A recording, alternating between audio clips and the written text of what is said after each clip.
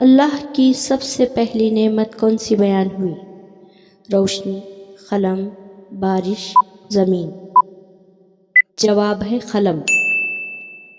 سوال: حضور صلی اللہ علیہ وسلم پر سب سے پہلے کون سی وحی نازل ہوئی؟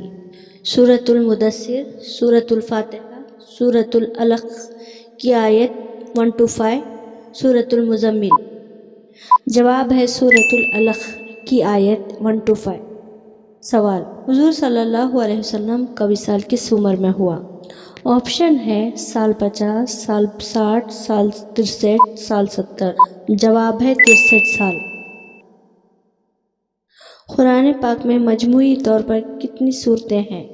100، 110، 114، 124۔ جواب ہے 114۔ نماز میں سورج نکلنے کے بالکل بعد کتنی دیر تک نماز منع ہے؟ 5 منٹ، 10 منٹ، 15 سے 20 منٹ، 30 منٹ۔ جواب ہے 15 سے 20 منٹ۔ مسلمان پہلی قبلہ کس طرف نماز پڑھتے تھے؟ خانہ کعبہ، بیت المقدس، مدینہ، مسجد قباء۔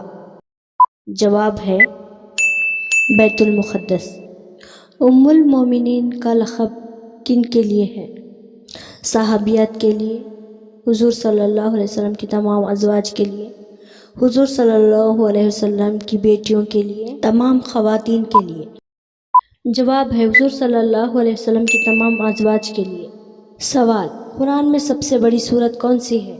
سورۃ النساء، سورۃ آل عمران، سورہ بقرہ، سورۃ المائدہ۔ جواب ہے سورۃ البقرہ۔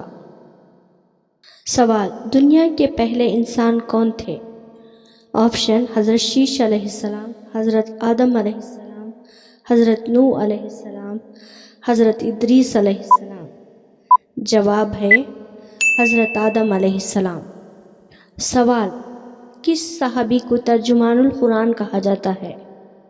آپشن: حضرت عمر رضی اللہ عنہ، حضرت ابن عباس رضی اللہ عنہ، حضرت علی رضی اللہ عنہ، حضرت عثمان رضی اللہ عنہ۔